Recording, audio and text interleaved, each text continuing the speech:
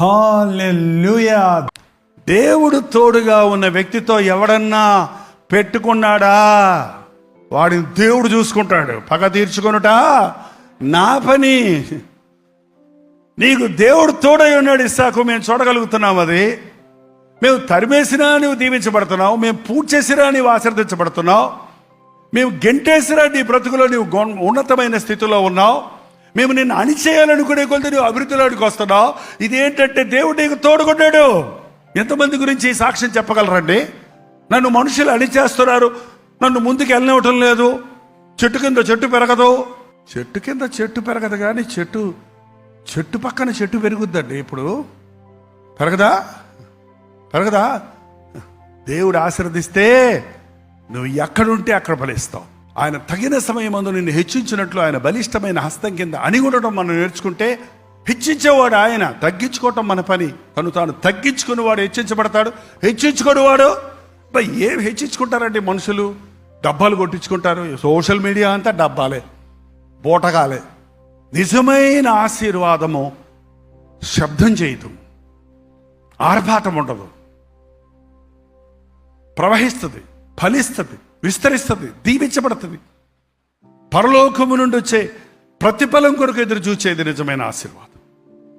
దేవుడు నీకు తోడై ఉండడం చూశాము కాబట్టి 29వ వచనం, మేము నిన్ను ముట్టక నీకు మేలే తప్ప మరి ఏమీ చేయక నీతో సమాధాన పడదామని నీతో ఒక నిబంధన చేసుకుంటున్నాం. మా జోలికి నువ్వు రాకు, నీ జోలికి మేము రాము, నీకు మాకు ఎటువంటి విరోధమో లేదు అంటే ఇస్సాకు వాళ్ళకి విందు చేశాడంట. వాళ్ళు శుభ్రంగా భోజనం చేశారంట. ఏంటంటే నా శత్రువు ఎదుట నాకు భోజనం సిద్ధం చేశావు. నీ ఒకని ప్రవర్తన దేవునితో సరిగా ఉంటే అతని శత్రువులు అతనికి మిత్రులుగా మారుతారు. ఎలాగా మీరు మీ శత్రువుల్ని మిత్రులుగా మార్చుకోగలుగుతున్నారు? ఎంతమంది మీ శత్రువులు మిత్రువులు అయ్యారు? ఎంతమంది మీ మీద అసూయపడ్డ వాళ్ళు మళ్ళీ వచ్చి, సారీ నేను మీ మీద అసూయపడ్డాను, దేవుడు మీకు తోడున్నాడు కాబట్టి మీరు ఆశీర్వదించబడ్డారు, నాకు కూడా ఆశీర్వాదాలు కావాలి, నా కోసం ప్రార్థన చేయమని అడిగే స్థాయికి వచ్చున్నారు. అంతవరకు నువ్వు నిలబడ్డావా? ఇస్సాకు నిలబడ్డాడు. ఇస్సాకు ధారాళమైన హృదయం కలిగి ఉన్నాడు, క్షమాపణ హృదయం కలిగి ఉన్నాడు. ప్రభు అతనికి తోడున్నాడు కాబట్టి అతడు ఆశీర్వదించబడ్డాడు. క్రీస్తు ఆత్మ కలిగిన వాడు తన శత్రువుల్ని ప్రేమిస్తాడు, అవిరోధంగా ఉన్నవారిని క్షమిస్తాడు. ఇది నాది అని ఎవరనంటే తీసుకో అయ్యా, నాకు ఇంకోటి ఇస్తాడు దేవుడు, తీసుకో, ఇంకోటి ఇస్తాడు దేవుడు, తీసుకో, నాకు ప్రభు ఉన్నాడు, నాకేం లేకపోయినా పర్వాలేదు, తీసుకో, నువ్వే తీసుకో, అన్నీ కావాలంటే తీసుకో. ఎంతమందికి అలాంటి మనసు ఉందండి? ఎంతమంది అలా చేయగలం? మనం అలా చేస్తేనే నువ్వు ఇస్తే ఇయ్యబడుతుంది. నా రాజ్యాన్ని నీతిని వెతకండి, అప్పుడు నేను అన్నీ ఇస్తాను అన్నాడు ప్రభు. ఇస్సాకు జీవితాన్ని ఒక సవాలుగా తీసుకుందాం. మనం చేయనిదంతా సఫలమవుతుంది. ఎక్కడ నుయ్యి తవ్వితే అక్కడ నీళ్లు పడతాయి, ఎక్కడ పంట వేస్తే అక్కడ పంట పడుద్ది, ఎక్కడ చెయ్యి పెడితే అక్కడ దీవించబడుద్ది. ఏ పని ప్రారంభిస్తే అది ముగిస్తాం. అన్నిట్లో ఆటంకాలు కలుగుతున్నాయి, అన్నిటి ఆగిపోతున్నాయి, అన్నిట్లోనూ అభివృద్ధి లేదు అని అన్నావంటే దేవుడు నీకు తోడు లేదని అర్థం. నీ హృదయంలోనికి అసూయను, ద్వేషాన్ని అనుమతించావని అర్థం.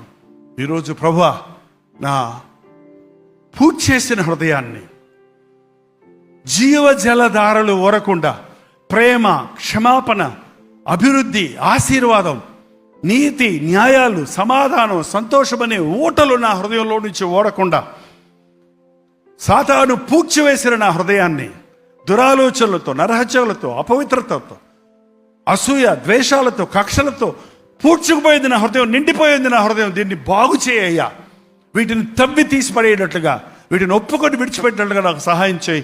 నా హృదయంలో నుండి జీవజలధారలు వరనిమ్మని ప్రభు సందులో ప్రార్థించాం. ప్రార్థన.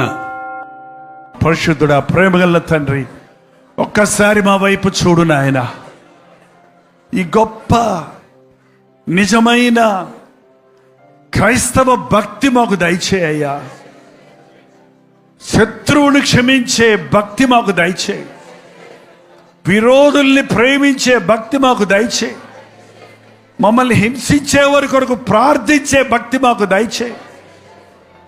సర్వము మా కొరకు అప్పగించుకున్న ఆ శిలువలో చేసిన త్యాగాన్ని గుర్తించిన మేము మాకున్నదాన్ని సమస్తము నీకు అప్పగించుకోవడానికి, నీ నిమిత్తము మా చుట్టూన్న వారికి అప్పగించడానికి మాకు సహాయం చేయి. నీ ప్రేమను బట్టి మా చుట్టూన్న వారిని ప్రేమించడానికి, సహించడానికి మాకు సహాయం చేయి. కష్టపడే మనసు మాకు దయచేయ్యా. విత్తనము వేసి ఫలించినట్లు నీ అప్పగించిన పనుల్లో నమ్మకస్తులుగా ఉండటకు సహాయం ఇచ్చాయి. మేము చేరుదంతా సఫలమవునట్లు పని చేయుటకు సహాయం ఇచ్చాయి నాయన. మా దేశ ప్రజలు మమ్మల్ని చూసినప్పుడు నిజముగా దేవుడు మీతో ఉన్నాడు, మీ దేవుడు మాకు కావాలని 10 మంది అంగీపట్టుకొని అడిగేటట్టుగా చేయి నాయన. నిన్ను ప్రేమించే హృదయాన్ని, నీకు ప్రార్థించే జీవితాన్ని, నీ చిత్తములో సాగే జీవితాలను మా ఒక్కొక్కరికి నీ అనుగ్రహించమని యేసు క్రీస్తు నామములో అడుగుచున్నాము తండ్రి. ఆమేన్.